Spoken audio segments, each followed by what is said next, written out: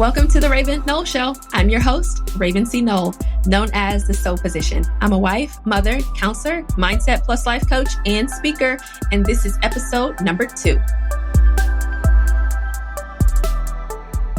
Hey, everybody. Welcome back to episode number 2. I am so grateful that you decided to tune back into my podcast. I had so much fun recording the first episode. I could not wait to record this second episode. If you have not listened to the last episode, you want to stop what you're doing, go back and listen. It's going to give you context to this episode. And you need to hear that episode to understand this episode. All right. So we left off in my self-sabotager turned self-improvement specialist journey. And I talked about the crossroad moment that I had. And so what you're going to need to know about me is that I am a big person of faith. So through my podcast, you're going to hear a lot about my God journey, like the journeys that I've had with the Lord and just different revelation He's given me, different wisdom, and just different moments in my life where I've had to transform, I've had to change, and I've had to follow Him. And so, like I said before, all are welcome here at the Raven Nole podcast, but I want to kind of give you that understanding because a lot of where I come from or a lot of context that I do use is connected to my faith. But like I said, we left off at the crossroad journey or the crossroad moment in my life. And so the moment happened, it was a very enlightening moment, I would say, a moment of really waking up in a sense. I had to really decide, hey, what are you going to do here? And let me say this, I didn't wake up one day from my bed and I was miraculously no longer a self-sabotager, right? I woke up like this. No, it didn't happen like that for me. None of us wake up in perfection. We all have flaws and it's a journey working through those flaws. And so my crossroad moment was really a decision to take this new journey. Okay. I had to decide that I wanted to make a change in my life and be a willing participant in making that change happen. Okay. Sometimes we think that, hey, I want to see change in my life, but we're not always deciding to be a willing participant. Okay. When you resolve in your heart, when you make up a decision in your mind that you're going to go forward with it, you have to be willing to continue down that journey because the journey can get bumpy and it can get, rough. It really can. So what works against change is comfort. All right. So one of the things that I realized in my journey is that I was going to have to get uncomfortable. If I didn't want to continue down this road of self-destruction and just self-sabotaging behavior, I was going to have to get uncomfortable. All right. So that's number 1. This crossroad moment, once I decided to move forward with it, the next thought in my mind and the next decision was, hey, you have to get uncomfortable because what's going to work against your growth is your comfort zone. And that comfort zone being your social anxiety, that comfort zone being perfectionism, that comfort zone being, your self-confidence issues. Those are comfortable things that I've known for a very long time. And so if I wanted to take this new journey and really see success in it, I was going to have to become uncomfortable. But I was used to being a self-sabotager. Okay. Self-sabotage was comfortable. It was my comfort zone. That little comfort blanket you have as a kid, that thing that you have that you hold on to, or that little teddy bear that children hold on to and it's their comfort zone. Or even sometimes children will use pacifiers as something that's comfortable for them. It just brings them ease and all those things. And so I had to remove all that. Like, hey, you have to be raw right now. You have to be real right now. And you're going to have to be vulnerable if you want to see that change happen. And so if I was going to see that change, I was going to have to also overcome this cycle of toxic thinking and behavior. Okay. I would have to become uncomfortable even in my thought processes and my behavior. Okay. Because self-destruction and self-sabotage, they literally have a thought process that can be toxic and behavior that can be toxic as well. And so I was going to have to change all those things. And if I was going to do it again, I'm going to say it 100 times. There has to be a decision at each point of the road. Okay. It's a decision to move forward or a decision to move backwards. Do I continue forward with my growth or do I move backwards into my comfort zone? And so there was decisions at every pit stop or every point in the journey. But there's truly no change, growth, or transformation in being comfortable. So that's just something I had to really remind myself of over and over and over again. And so I had to thrust myself into a place of the unfamiliar. This was not familiar territory for me. This was not a familiar path for me. This was not a familiar journey for me, but I had to thrust myself into it.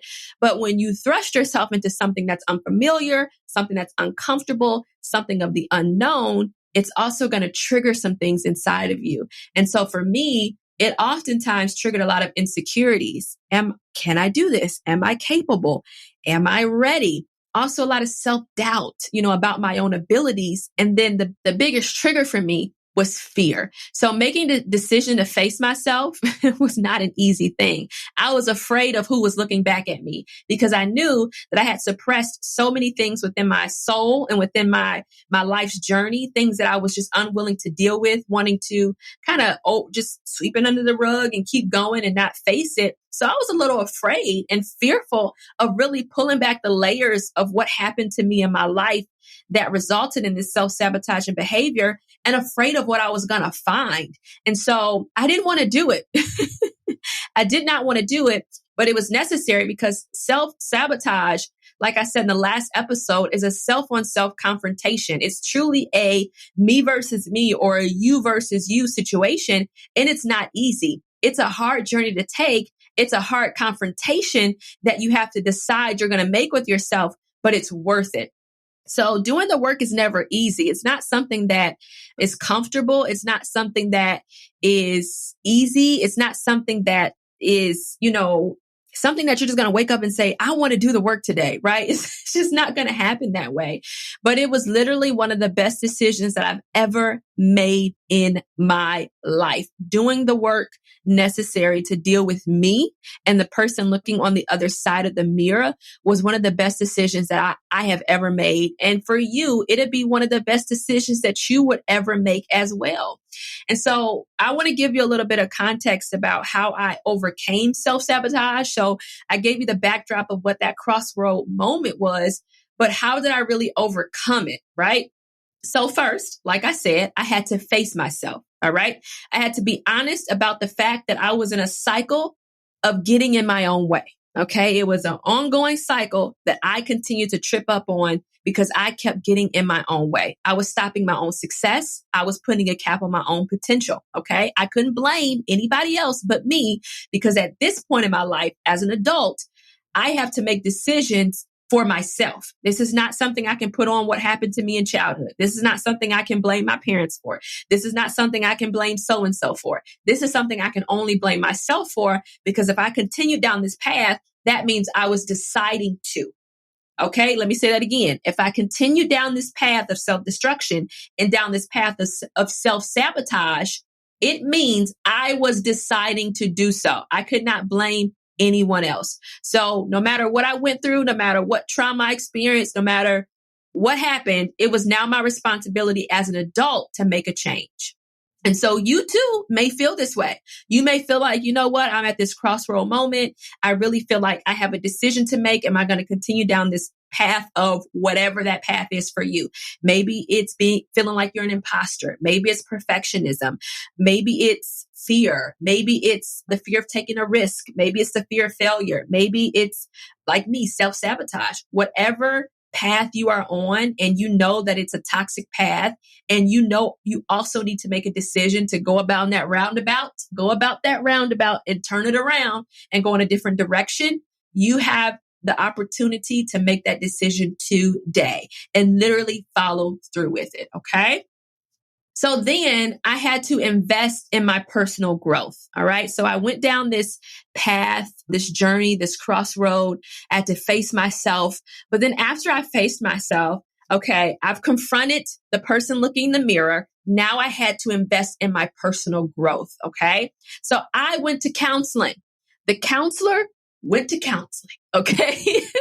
And it's one of the best decisions I ever made because although I may be an expert at what I do as far as, soul health and different things of that nature, sometimes I consider myself an expert. Sometimes I don't because even though I'm very skilled in what I do, I'm always growing. I'm always learning and I don't know everything. So I kind of take that back and I like to say that I'm a specialist over an expert because I'm always growing. Things change. There's always new discoveries. There's always opportunities to learn and to develop. And so people sometimes say that I'm an expert I like to call myself a specialist. I understand what they say when they say that, but I'm still learning myself. I'm always learning. I'm always growing. And so I never want to, cap myself off at my growth by saying I'm an expert. I've arrived. That's absolutely not true. Anywho, I went to counseling. I had to deal with the trauma that I experienced throughout my life. And like I said, it was one of the best decisions I ever made. And I strongly encourage you to, if you have not gone to counseling or therapy, to go. It's going to be life-changing. And it's going to be an important part of that crossroad journey. You need someone else to come into your story and to help you work through those areas that you've suppressed or those areas that you've just kind of swept under the rug and you've kind of been off guard. Like, I can't touch those things, not going to touch those things. No, you need to touch those things because those things are important for you to process through and to heal from so that you can continue down a new path. All right. And then I did other things, like I read books. I'm an avid reader. I love reading books. It's one of my greatest leisure, activities. But also I read books, for information as far as like personal growth and development and different things like that in order to continue to increase my skill set. And then I invested in personal development courses. That is extremely important for me. I think one of the things that, like I said before, you can ever do is to believe that you've arrived. You need to always be growing. And so I invested in personal development courses, not only for my skill set and the things that I do with my clients, but also for my specific self, right? What I was going through in that season, what I was going through in my life, I needed to personally develop. And so I needed to invest in myself, no matter how good I was at what I did with my clients. I have to grow because if I'm not growing, I'm capping my clients off as well in their ability to grow. My educational background is in psychology and mental health. And so I took everything I learned in school and I applied it to my own life. Okay. So everything I literally learned in school, I applied it to my own life. So anything I tell my clients, I make sure that I apply it to my own life so that I can be my own success story. Like, listen, I think that's important. I'm not going to tell you what you should be doing and I not apply it to my own life. So all those things were a necessary investment for me, not only of my time, but my finances as well. And so, making the right investment will allow you to see the desired return. And so I made investments in things that I knew I would get a return on and the return that I desired to see. And then lastly, I had to put the proper accountability measures in place to ensure I did not return back to a self-defeating mindset. Okay. You have to put proper accountability measures in place because that comfort zone will creep up on you and it will say, hey, remember me? Remember comfort? Remember how I made you feel? Remember how easy it was to stay here? Remember how, we were so close? And it will try to remind you of how easy it was to be in that comfort place and how sometimes growth can require a lot of effort. And so I had to put the proper accountability measures in place. And that looked like for me, prayer and meditation, affirmations, boundaries, asking my friends and my peers to hold me accountable, and also just constantly reading different material, books that promoted self-development, healthy mindset, different things of that nature. And so I went through this whole entire journey. Okay. I climbed that mountain. All right. Did all those things. Let me tell you, it was not an easy pursuit, but it was a necessary pursuit. Sometimes we get through these journeys. We come to that crossroad in our lives. We get to the place where we're at a pit stop and we're like, can I move forward? Because this seems like it's incredibly hard. What's in front of me seems way harder than what I can actually accomplish. But no matter how big the mountain looks, no matter how far the journey looks, we have to continue forward because if we cap ourselves off at this moment, we'll never see what our actual potential could be, right? And so that's the most important thing. Continue down the journey because even though you don't see the results that you want to see right now, you'll never know what you're capable of or what your potential could showcase if you don't continue down that journey. I would have never imagined in my entire life that I would be doing what I'm doing right now. If you listen to the last episode, I thought I was going to be in New York City as a fashion stylist. You know what? I didn't have to be at the forefront if I was a fashion stylist. I could have styled those that were in the forefront. Okay. And I could have been very, very, very, very comfortable doing that. That was not God's plan for my life. And so if I had not continued down that journey of transformation, I would have never known that this would be my reality, being the soul physician, helping people transform in their mental, emotional, and soul health. I would have never realized that I would help clients one-on-one to really take them from an unhealthy place to a more healthy, thriving place. I would have never seen myself hosting a podcast. Y'all, I had social anxiety. There's no way a person with social anxiety should be able to get on podcasts and be on social media, showcasing who they are and speaking with clients and going to events and speaking engagements. Like, I'm literally a testimony, okay, of what can happen if you decide to take the journey that's necessary for you to evolve, for you to become, and for you to thrive in your true potential. All right. I'm a living testimony. Listen, I am. So I went through all of that in my life. So worth it. I cannot say that over and over again, how important that journey was for my life and how necessary it was. And if I had to do it all over again, I would do it 100,000 times all over again because it was so necessary. But yeah, so fast forward a few years. Okay. Here I am speaking to you. Hello. And what a journey it has been. I do believe that everything we go through in life isn't by coincidence or happenstance. Okay. I believe that everything we go through in life is for a purpose and has a greater meaning. All right. Specifically for me, I believe my life journey was what it was, not only because I have the educational background, but because of the life experience. I can relate to my clients a lot more. I can understand what they're going through. I can literally say I've been there. And I think that everything I went through in life was for this. When I speak, I have speaking engagements and different things of that nature. When I am interacting with an audience, I believe that the passion I have comes forth a lot more because I've experienced what a lot of those people in the audience have experienced. And so I don't take any of it for granted, nor do I regret any of it. Okay. When I tell my clients, I understand, I've been there, I truly do understand because I've been where they are. I've been where you are. So that brings me to next week's episode where I'll be discussing my life work with you. All right. My life's work. I'm going to detail it out to you. And so I really hope that this, kind of brought even more of an understanding of who I am in my journey. I really hope that this awakened some type of pursuit or some type of drive in you to do the work that's necessary for you to transform. So you all want to tune in next week. Again, next week episode is going to really kind of give you, like I said, more information about what I do professionally. But the next 3 episodes after that are going to be really juicy. I'm going to be deep diving into some raw and real conversations about the top 3 types of high achieving women. All right. It's going to be juicy and it's going to have a little bit of a twist. And I'm pretty sure you're not going to expect the angle I'm going to be coming from. It's going to be good. So, all right, we have successfully tackled episode number 2. I hope you learned a thing or two about who I am. And I also hope that it was very, very inspiring. I can't wait to catch up with you on the next episode. Thank you so much for tuning in, and I will talk to you soon.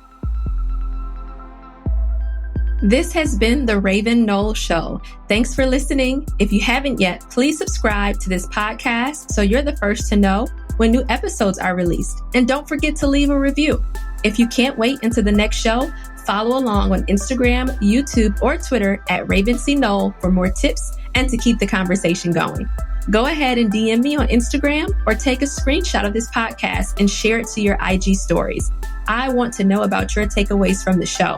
Don't forget to tag me and use the hashtag RCNPodSquad. Lastly, visit my website at ravencnole.com and join my email list to get exclusive bonuses only for my email subscribers. Thanks again for rocking and rolling with me. I'll talk to you soon.